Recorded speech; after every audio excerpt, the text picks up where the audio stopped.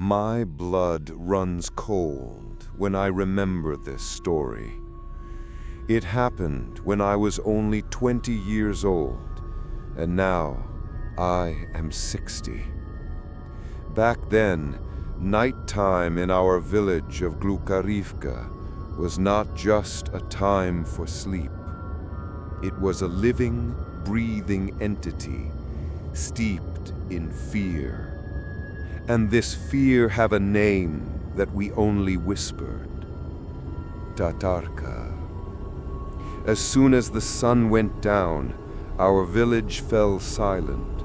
We checked the heavy bolts 3 times and covered the windows with old blankets, as if that could save us. I held my young wife close and tried not to listen, but it was impossible to ignore the sounds of the night. At first, the sound of hooves could be heard in the distance. It was inexorably approaching, and each blow echoed in my chest with icy coldness. It was her horse, huge, white as bone, with eyes that glowed in the dark. And then, dead silence. And in that silence, there was a quiet, methodical knock on the window. It was followed by a voice, old and creaky. "Good people, let me stay the night." It was her. They said she was incredibly tall, almost 2 meters, with a hunched back, but with superhuman strength. Woe to the family that pushed the bolt. Standing on the threshold was a 100-year-old woman with a face furrowed with wrinkles like plowed earth, a long hooked nose, and eyes of different colors, one cloudy blue, the other cold black. And the moment the door opened, the compassionate expression on her face changed to a predatory, toothless smile. She never used weapons. Her own hands were enough, long, bony, with dirty nails, strong as iron. A few months ago, the Kravchenko family died this way on the outskirts of the village. Their neighbors found them in the morning. The door was wide open, and inside, the walls bore witness to a silent, brutal slaughter. And not a trace remained except for a giant hoofprint in the mud near the threshold. Fear became part of our lives. At dusk, Glukarivka died out. Everyone hoped that tonight the terrifying white horse would pass by their house. We prayed, but our God seemed powerless against this nightmarish horror, because everyone knew that Tatarca was immortal. A few brave souls tried to ambush her. Their mangled bodies were found on the road in the morning.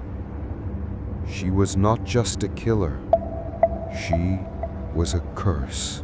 But I was not like the others. Not the strongest, no. But in my eyes there was a stubbornness forged over years in the forge. My hands, accustomed to the hammer, did not tremble when I heard her footsteps. They clenched into fists with powerless rage.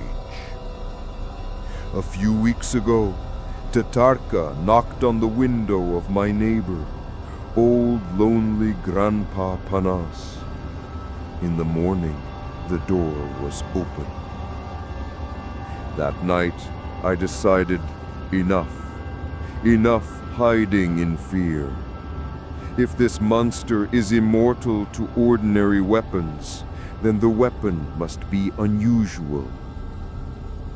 I remembered how my great-grandmother used to talk about evil spirits. She said that there was only one metal that could defeat evil that was impervious to iron: pure silver. My late mother's chest contained the last family heirloom, an old silver spoon, darkened by time. It was all that remained of our family's wealthy past. I looked at it, and my heart ached.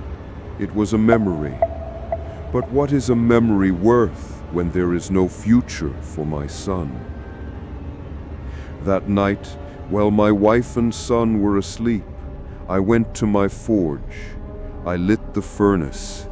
The fire greedily licked the coals, casting bizarre shadows on the walls.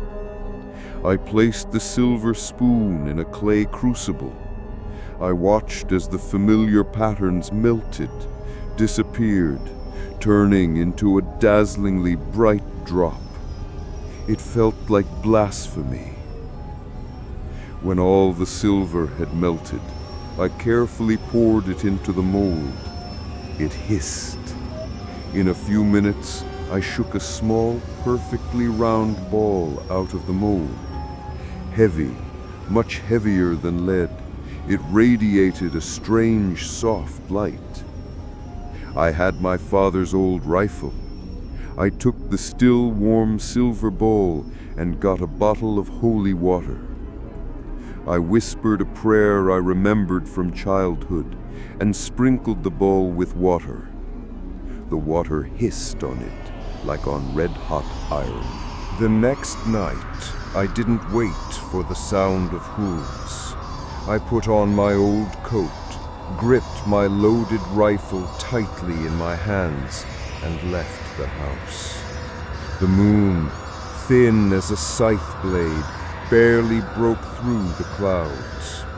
I didn't know where to look for her, but something inside me drew me away from the village to the old, dense forest that stood like a black wall behind the fields. People said that cattle disappeared in that forest, and sometimes even people. It was her kingdom. The forest greeted me with hostility. Every crack of a branch under my feet sounded like a rumble. I walked forward, guided by the faint smell of rot and something sweet and sickening, like the smell of old meat. After several hours of wandering, when I was beginning to lose hope, I saw it. A footprint. A huge, clear imprint of a horse's hoof on the wet moss. It was fresh. I followed the tracks, and they led me to a small, gloomy clearing in the thicket. In the middle of the clearing stood a hut. Old, half collapsed, it had grown into the ground.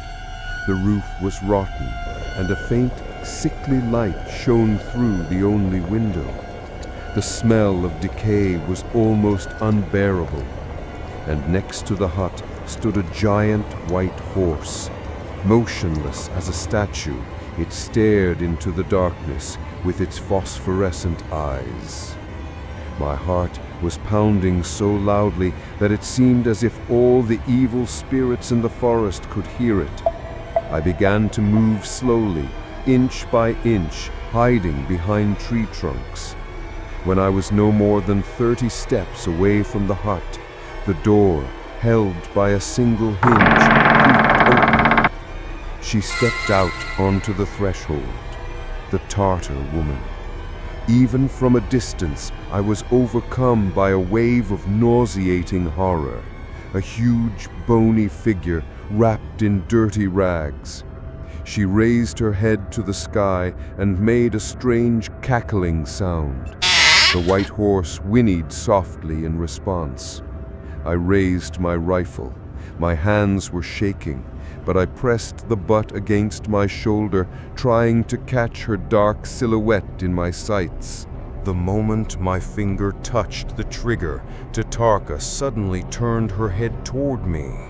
It seemed impossible that she could hear me, but she was looking straight at me.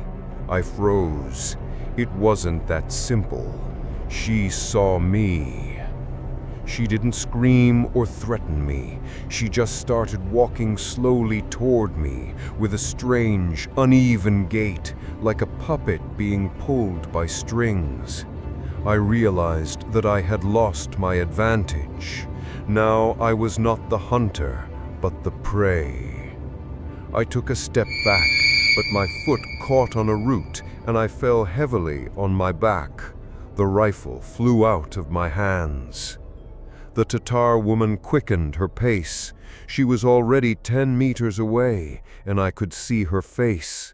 It was a sight that made my blood run cold. A face pitted with deep wrinkles, a crooked nose, and the eyes. One blue, looked with cloudy indifference. The other black, burned with inhuman hatred. A quiet hissing laugh escaped from her toothless mouth.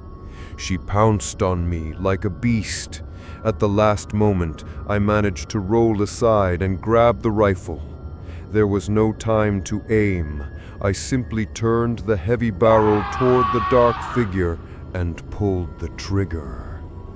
The sound of the shot shattered the night's silence. The Tatar woman, who was in mid-leap, froze in mid-air. Her body twitched. She slowly lowered her head and looked at her chest, where a dark spot was spreading. She looked up at me again, and at that moment the expression on her face changed. The anger disappeared. In its place appeared something I did not expect to see. Boundless surprise, and then pain. Real, deep pain. Not a scream, but a long, drawn-out moan escaped from her throat. She took a step back, staggering, and then, like a felled tree, she fell to the ground with a thud. The white horse behind her whinnied loudly, reared up, turned around, and disappeared into the darkness of the forest. Silence reigned in the clearing. I lay on the cold ground for a long time. She was dead. I had killed the immortal. But there was no joy, only deep horror. I understood that simply killing her was not enough. Evil of such power does not disappear so easily. I remembered another story from my great-grandmother. The body of a powerful evil spirit must be divided so that the soul cannot reassemble it, and bury the parts so that they would never find each other. With a heavy heart, I got up. In the moonlight, she looked like a tall, thin old woman, but I knew that this was only a shell. I took my sharp hunting axe. It was a long, terrible night. I worked in eerie silence, dividing her body into 12 pieces. Then I dug. I dug 12 shallow holes that formed a large, perfect star on the lawn. I placed one piece in each hole and covered it with earth. The last thing left was her heart. It was barely warm and twitched weakly from time to time. Small, dark, and hard as stone. I dug a 13th hole in the very center of the star. I put the heart there, then pulled my silver bullet out of her chest, deformed but intact. I placed the ball directly on her heart like a seal and filled in the hole. When the first rays of the sun touched the treetops, I was done. I stood in the middle of the clearing, exhausted, dirty, but alive. The air seemed cleaner. I returned to the village at dawn. No one asked where I had been. People just looked at my tired face and understood everything. That night in Hlukharivka, for the first time in many months, no one locked their doors. People slept peacefully. The clatter of hooves never again disturbed our silence. The horror was gone.